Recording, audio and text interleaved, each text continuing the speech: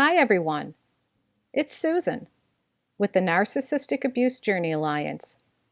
Thanks for tuning in. Other YouTube creators have touched on this topic, and I'm very interested in it also. You may not agree with what I'm going to say here, but so be it. I'm just going to put my 2 cents in. I love your comments, so I hope you leave a comment below.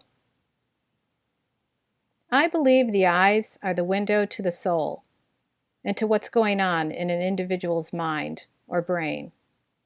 I do a lot of photography and portrait photography, so perhaps I pick up on something in a person's face more readily than someone else. I've chosen some images. They're not my images, but images that I hope will help illustrate the kind of looks in people's eyes or on their face that I tend to look for, especially when I'm meeting someone for the first time. There have been times when I have had my narcometer out, saw a problem in someone's eyes, didn't trust my intuition, gave them a chance, got burned, and then was mad at myself for not trusting myself more.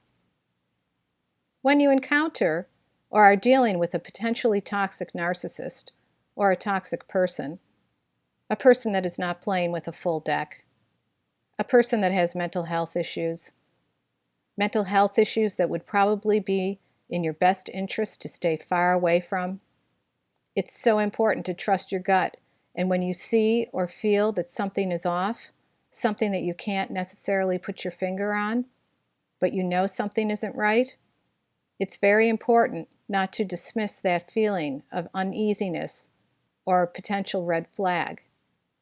I'm going to address 3 looks that I look for when I'm meeting someone for the first time.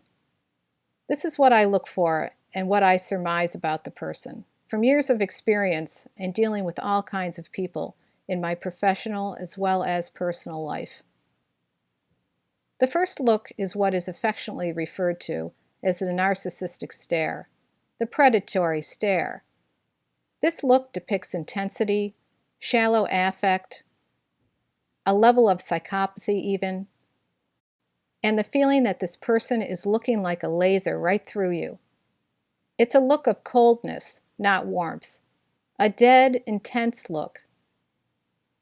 When I see this look, I know that the person isn't interested in me or what I'm saying. They're just gathering information. Their mind is calculating what they are going to say next or what their next move is.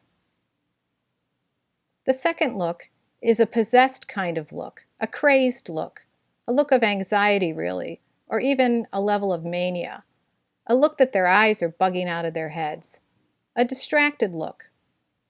Purple circles and bags under the eyes can accompany this look, because often individuals with high anxiety have trouble sleeping.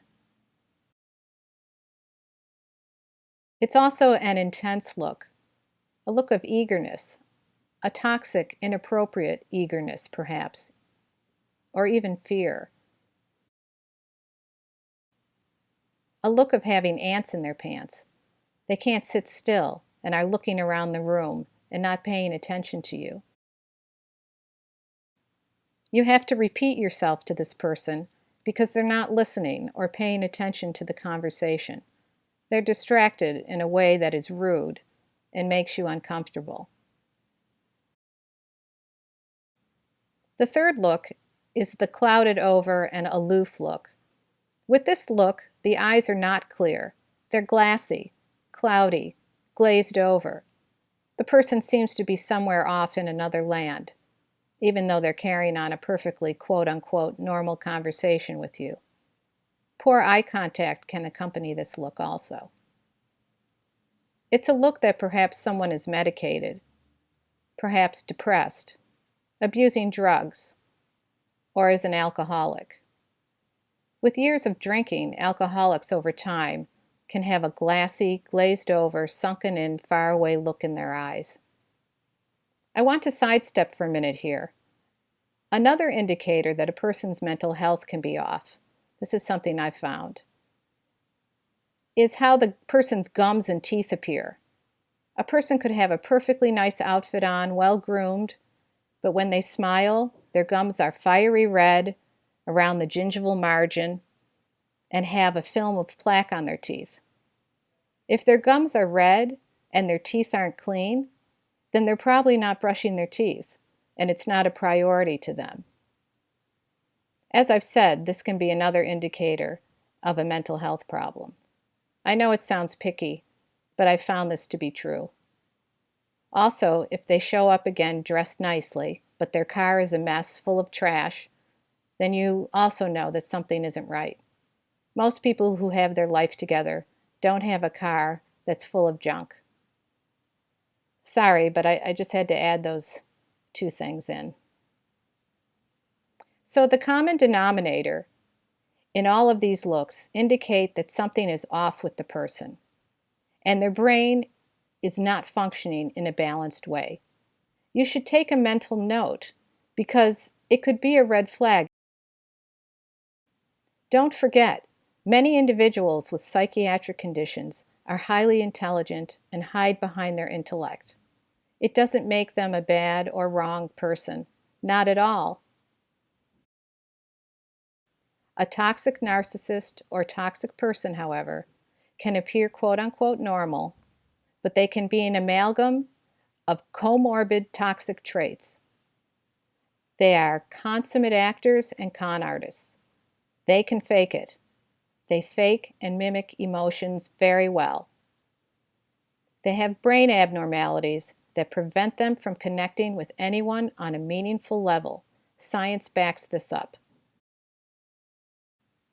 A toxic narcissist is a lying master manipulator and is the ringmaster in their traveling circus and walks a tightrope between illusion and psychopathy.